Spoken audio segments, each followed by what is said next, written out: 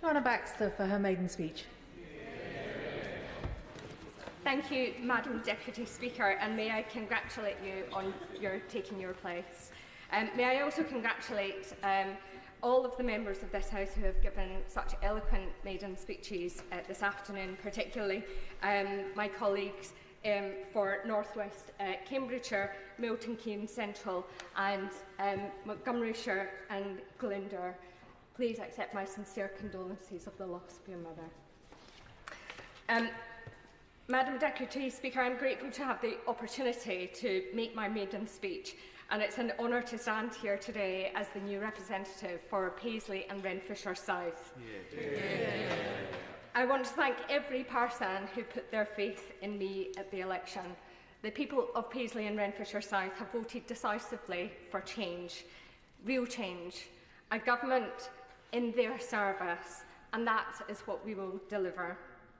Thank you also, Madam Deputy Speaker, to yourself and all of the staff of this House for their professionalism and kindness that they have shown to every one of us who are new MPs. Now, Madam Deputy Speaker, I would like to pay tribute to my successor, Mary Black.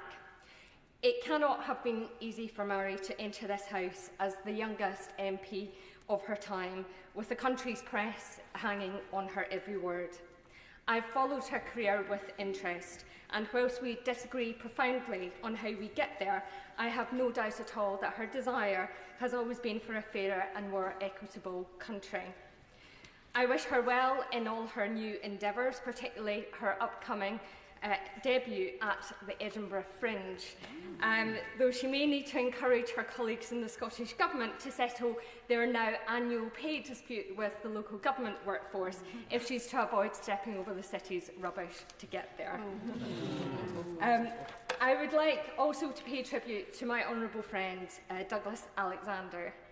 Douglas served my constituents in Paisley and Renfrewshire South with distinction as their MP for 18 years, between 1997 and 2015, before being returned to this House again this year. The help and support that he provided to so many across my constituency was mentioned frequently and fondly at many of the doors on which I knocked during the election campaign. That he has already been appointed as a Minister of State for Trade in this Parliament is testament to the talent and experience he brings to our benches. Both Mary and Douglas leave large shoes for me to fill. I'm just glad that that's a metaphor rather than a physical requirement, because it may have been a challenge that might have eluded me. Madam Deputy Speaker, size is not everything, as I'm sure people will appreciate. My constituents did not vote for me on the basis of my height. In the words of one of my constituents when I knocked on their door, they said, "We are voting for you. You're not getting any taller." But it would be a mistake, Madam Deputy Speaker, for anyone in this House to mistake my height or size for the scale of my ambition for my constituency. I'm pleased to make my maiden speech in this debate on education and opportunity, because without good education, opportunities are reduced for many and inequalities widen. In doing so, I remember fondly my modern studies teacher, who almost 30 years ago now brought a class of working class kids from the west of Scotland down to London on a bus to this place, to show us this mother of all parliaments, to remind us that whatever our backgrounds, this place is as much our place as it is anybody else's. And his passion and belief in the power of politics to improve people's lives gave me the confidence to fight for the values that I believe in, and I will forever be grateful to him for that. And my values were shaped by my granddad, Tadeusz Sadowski. He was a Polish migrant who came to Britain and worked down our pits. The loss and trauma that he experienced by the war waged at his home led him to seeking a better life here and in Scotland. His experiences taught me that no matter your background our birthplace, everyone deserves the opportunity to live a decent life, free from persecution and prejudice. That's why I've spent my entire working life until now in the service of the trade union movement and ordinary working people. Madam Deputy Speaker, my constituency lies on the west of Scotland, covering the southern portion of the Renfrewshire Council area.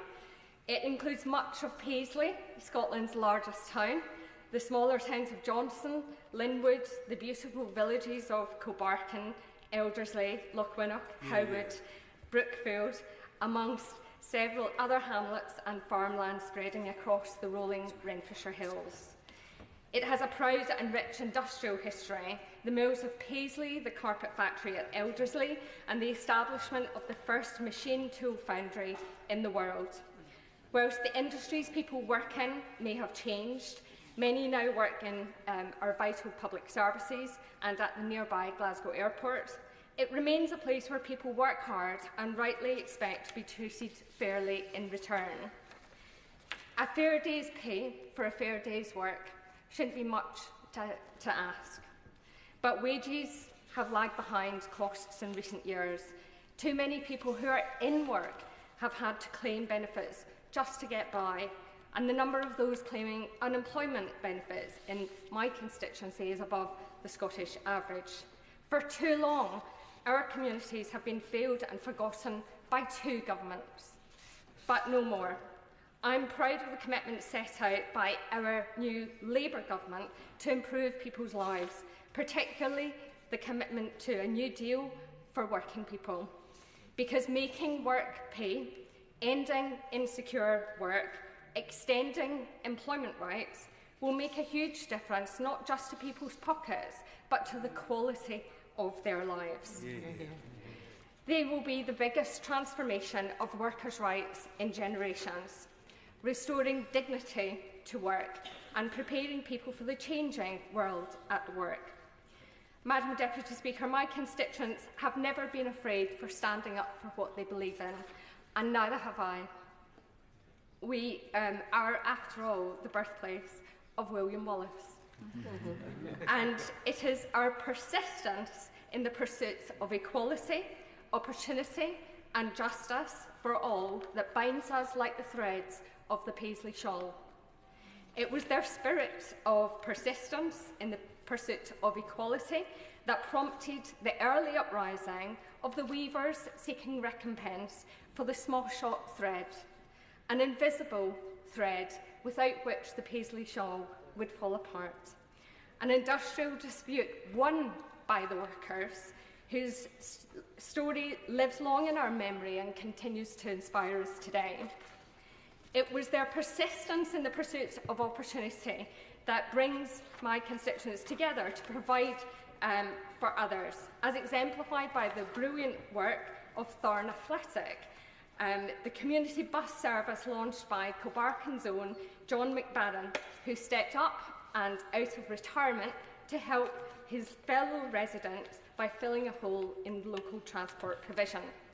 And our West End Growing Grounds Association, which provides raised beds to help grow food and prevent food poverty for their local community. And it was their persistence in the pursuit of justice that gave us the infamous Paisley snail, which formed the basis of tort law. And these are all ordinary people doing extraordinary things. And they are heroes, everyone. They also know that good work should not simply provide the bare necessities you need to live, but the means by which you enjoy a good life too. Like our famous poet, Robert Tannahill, who knew how to weave threads and verses alternatively.